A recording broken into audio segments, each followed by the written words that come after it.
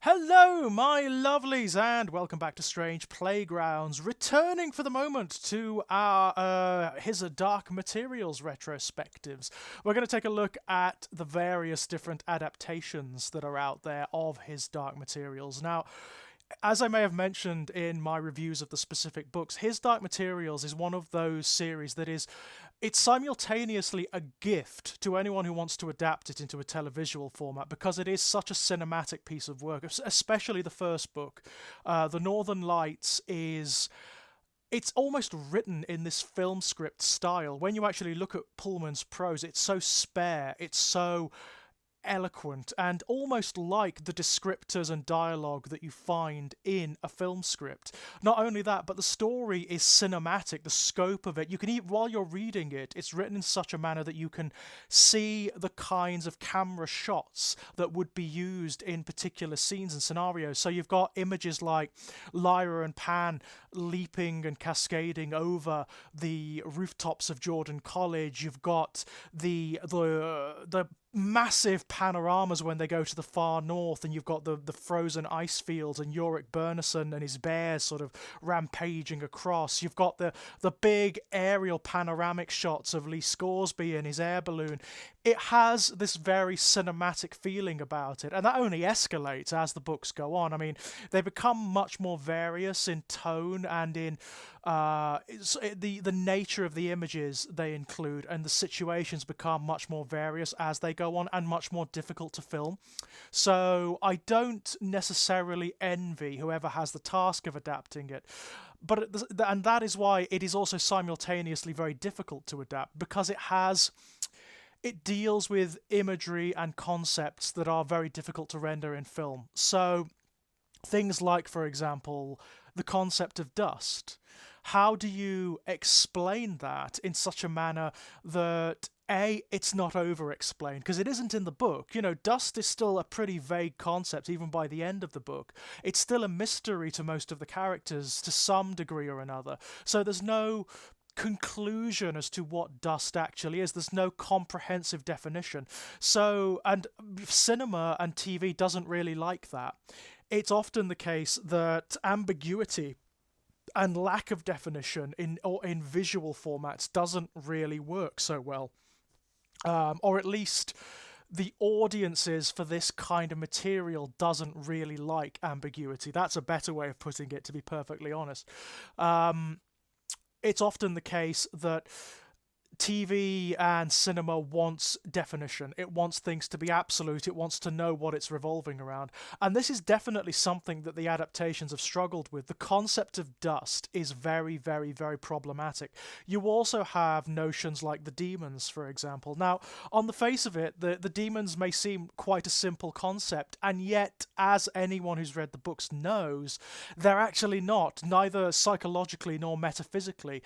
Again, the definition of what demons are isn't really that concrete. They are linked to the notion of dust. We know that. They are linked to the notion of human psychology and spirituality, but there's never any real concrete explanation of what that dynamic is. We know what happens. We know that demons are fluid and metamorphic when people are children. We know that they solidify when they become adults into a particular shape that is redolent of what their personality will be. We also have complications, of course, because we have characters from worlds where there are no demons. We have Will from our world. We also have situations where demons become separated from their, I don't even know what you'd call it, they're human beings. It's not their hosts. That's not true. That's not the right word. But from their human counterpart, Lyra, for example, by the end of the book, has evolved to a condition whereby she doesn't need a demon. The demon is internalized in the same way as it is for Will. So Pan kind of still exists, but isn't an external entity. So she's very strange, metaphysically, and in the world that she comes from. She's kind of an anomaly. She's a strange entity. But the books seem to imply that by that strangeness, by that assimilation, she's more whole and complete than anyone else in her world. It's as though she's internalized her demon and it's become much more a sincere part of her.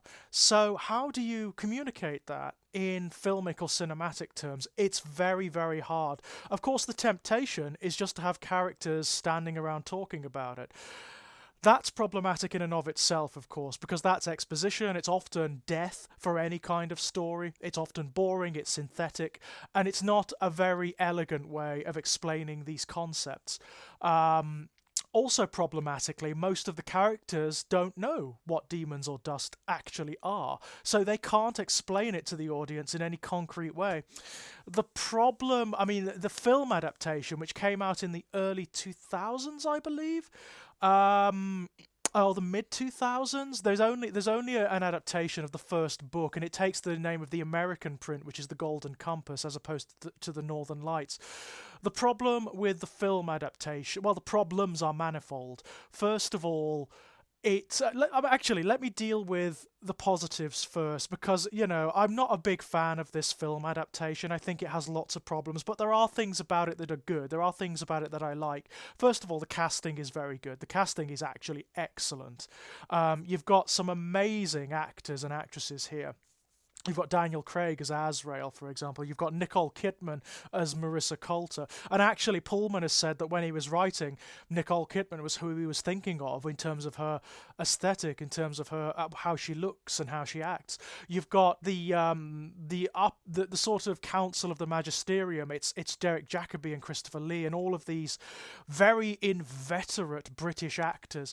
The casting is excellent. I mean, the casting cannot be faulted. It really can't. The problem with the film is that, first of all, it doesn't know what to do with certain concepts. It tries very hard to explain what dust is. It tries very hard to sort of explain the multiversal nature of the universe. Unfortunately, it does it in a very ham-fisted way. So in the original book, the whole notion of there being multiple universes is kind of a mystery. You don't really find out that it's true until the end of the book, when Azrael performs his experiment and actually punches a way through reality into another one. Then you realize that it's true. The film just flat out tells you, it makes this grand mistake of having an opening monologue like the one at the beginning of The Lord of the Rings. It works in The Lord of the Rings because you need to explain that back history. Here it doesn't. The opening crawl tries to explain what dust is, what demons are, the multiversal nature of this reality, and it just doesn't work. It comes off as synthetic. It's confusing. It doesn't really explain. It simultaneously over-explains and doesn't explain clearly enough. So people going to, and I know this for a fact because the people I went to see the film with had not read the books, and when they came out, they were like, well, why the talking animals? I didn't really understand why there were these talking animals around. They kept talking about dust and I didn't really know what it meant. That's the problem with it. Even if you've read the book, it's confusing because it doesn't really explain anything. It simultaneously tries to explain too much and then doesn't explain anything. It's really problematic. It pulls the teeth and the mystery out of the story by giving you too much. So from the beginning, this is a multiverse. There are multiple realities. As exists, that the world that Lyra comes from exists, that there are other realities. You just know because the opening crawl tells you so. The demons are messy and kind of shoddily introduced and confusing. They don't really make a whole lot of sense, and the film struggles to sort of fit them in and give them enough screen time whereby they become characters in and of themselves. That's part of the problem too. I mean, The Northern Lights is a big book. It's got a lot, and not only is it big, it's packed full. There's not a moment of redundancy in The Northern Lights. It is just this incredibly fast-paced story that throws concepts and scenes and situations and subplots at you. Doesn't patronize its audience. It's aimed at kids, but it does not patronize maximize its audience.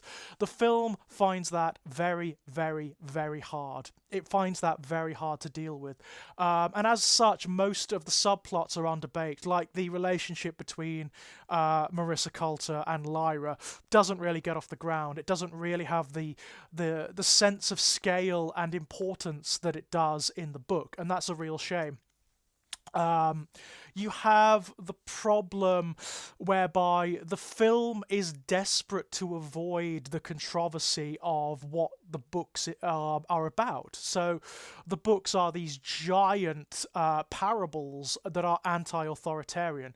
They are designed to extol the primacy and the virtue of human inspiration, individuality, self-definition, and self-propulsion, you know? They are powerfully contrary and critical of historical, traditional, and enshrined systems of power.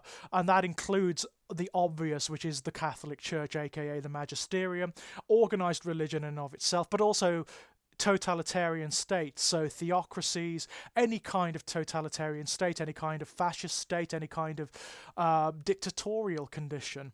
The books are massively contrary to that. In fact, all authority figures, including parents, professors, people who think they know better, are often painted as at best confused and flawed, and at worst malicious, whereas the children and the rebels, the people who do not conform, are painted as the heroes, you know, as the characters to identify with. Unfortunately, because this is a big budget mainstream film, it dilutes that massively. It really tries to shy away from, for example, the aesthetic links between the magisterium and the Catholic Church, and also the religious implications in the book are powerfully muted here, because the film doesn't want to upset people. It wants to cater to the widest demographic possible. And unfortunately, that's what the books are about. You can't take that away without hamstringing the books completely. I'm very pleased, actually, that the films didn't go on, that there wasn't a follow-up, that there wasn't a subtle knife adaptation, because you cannot do the follow-up books without diving deep into the metaphysics and the implications. And I don't know what they would have done. They would have tried, I imagine they would have tried to have dilute it, to make it more like a more generic fantasy in many respects. They would have shifted the focus away from the ideological implications of the books, and that would have murdered it. It would have made it toothless. So I'm very pleased they didn't do that. Even at the end of the book, I mean, the end of the first book, The Northern Lights, ends, of course, with the murder of Roger, Lyra's lifelong friend, by Azrael, by her father. So it's this incredibly bleak, dark, downbeat ending. And of course, Lyra is the one who sort of brought Roger to the North in the first place, so she feels incredible guilt for it. It's a bleak ending to the first book. It's designed to be. So it's obviously the film tries to do away with that. It basically wusses out. It would have been a really powerful, strong, interesting ending to that book, to that film rather, if it ended as the book does, with that bleakness, with that sense of despair, with that sense of betrayal, and with that murder. You know, that would have been amazing. It would have distinguished it from the other slew of fantasy films that were around at the time, like the Harry Potter films, like the Chronicles of Narnia, obviously, like the Lord of the Rings. Unfortunately, that also is part of the problem with that adaptation. It is right, like almost every fantasy film that came out in that era, it's trying to ride the coattails of the Lord of the Rings films and, to a lesser degree, the Harry Potter films, which were obviously really big at the time. They had started this new wave of fantasy, of epic fantasy, in cinema and in fiction. And the film is trying to ride those coattails in the same way that the film adaptations of the Chronicles of Narnia are. And they are not...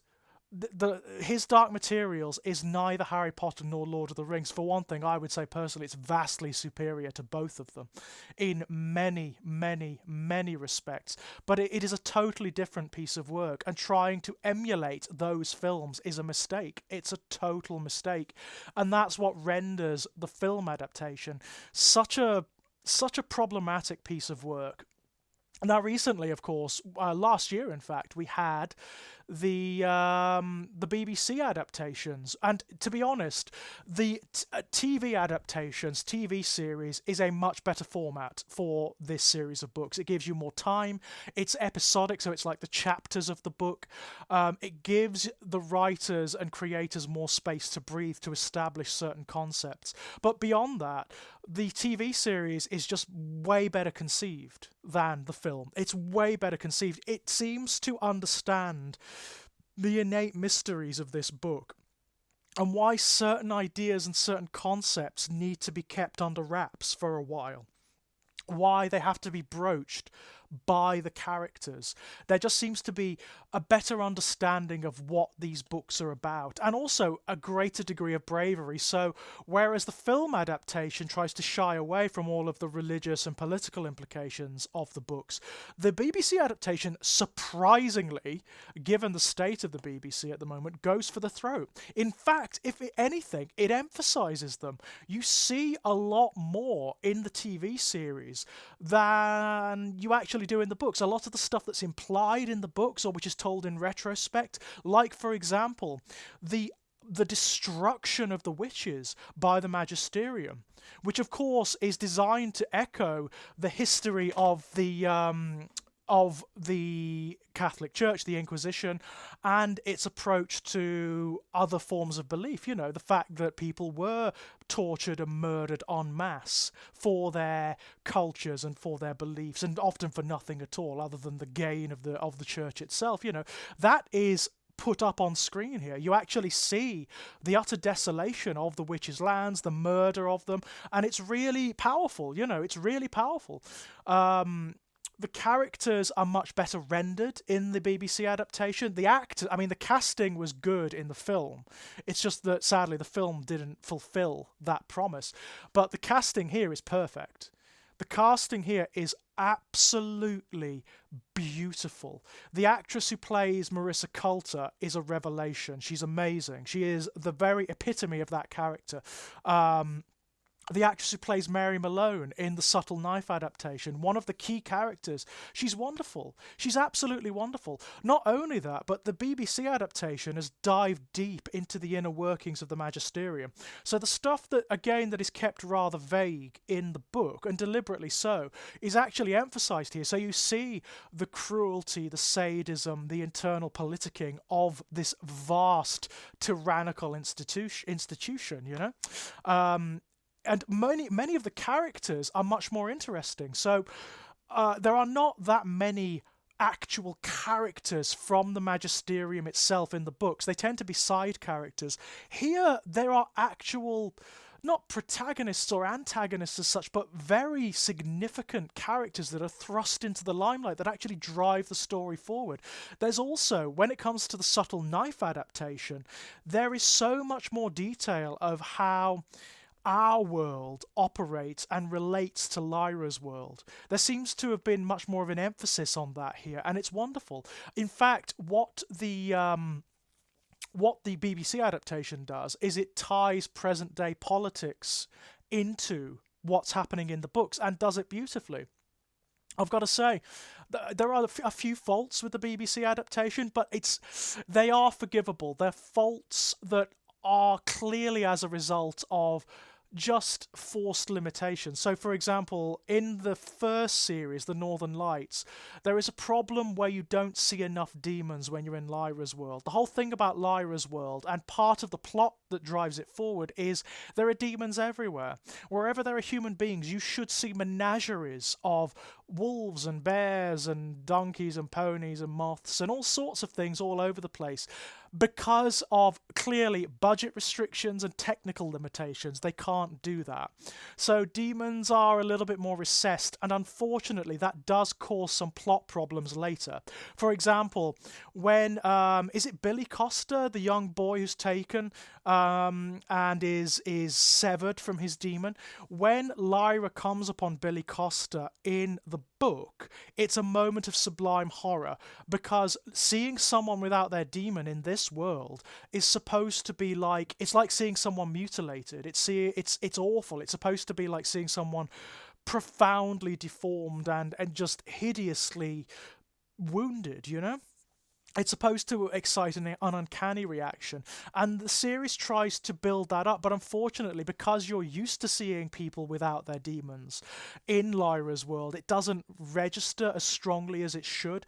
It's a minor fault, it's a minor problem, and I understand it. It's a bit of a shame, but for the most part, thus far, the BBC series has got it. They've got it spot on. It's very much a postmodern equivalent to the 1980s Chronicles of Narnia adaptations, and I imagine that's deliberate too. They are making this series contrary to that adaptation of the Chronicles of Narnia in the same way the books are. There is a degree of bravery here that is surprising. It's going for the throat. I'm surprised, actually, that it hasn't incurred a lot more complaints. I really, really am. I'm surprised there haven't been people up in arms about it, because it very overtly ties the magisterium to the Catholic Church, and it also doesn't shy away from the religious implications either.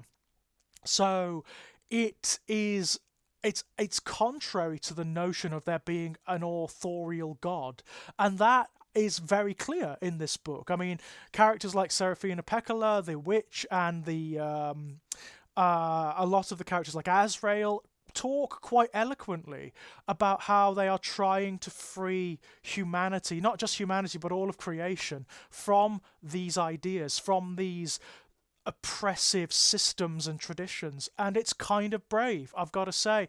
I'm hoping that it keeps those teeth into the Amber Spyglass, because we've only got one more season to go, and then it's done, you know? And the Amber Spyglass should be huge. I mean, it should be, like, epic. And given what we've seen thus far, I have no reason to believe that it won't be. I'm quite impressed with the BBC adaptation. Thus far, The Subtle Knife is the better of the two. The Northern Lights was good, with a few faults. The Subtle Knife was beautiful, I thought. I think they did some brilliant stuff with The Subtle Knife. Some of the changes are good, too. So they've made Marissa Coulter a bit more threatening by linking her to the hollow spectres that inhabit one of the other realities that Lyra passes into. There are these entities that swarm invisibly in that reality called spectres, and they are drawn to adults in the same way that dust is, and they hollow out the adults when they eclipse them. They sort of suck something essential from their souls. It's the same process as when a demon is severed from its human counterpart in Lyra's world. But Marissa Coulter, because she is so self-willed, because she's so comprehensive of who she is, she can control them. She exerts her will over them and becomes quite powerful as a result, you know? And it's a nice way of lending her more of a threat, more of a sense of presence, you know? I like that. I kind of like that. She is a very, very, very interesting character, and they've rendered her beautifully. If anything, I'd say she's as interesting in the BBC adaptation and as much of a driving force for it as Lyra is. Will is one of my favourite characters from the books, and he is beautifully rendered here. Beautifully rendered. They've managed to encapsulate the ambiguity of these characters and the complexity without just making them child hero X, you know, or fantasy hero X. It's beautifully done. I'm really impressed, and I'm sincerely hoping that the next series capitalizes on the promise of the first two.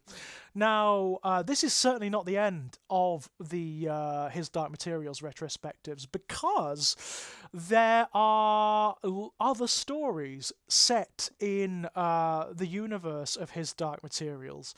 And I suppose we could go and take a look at those next. I think that'd be quite fun. So until then, my dears, bye-bye.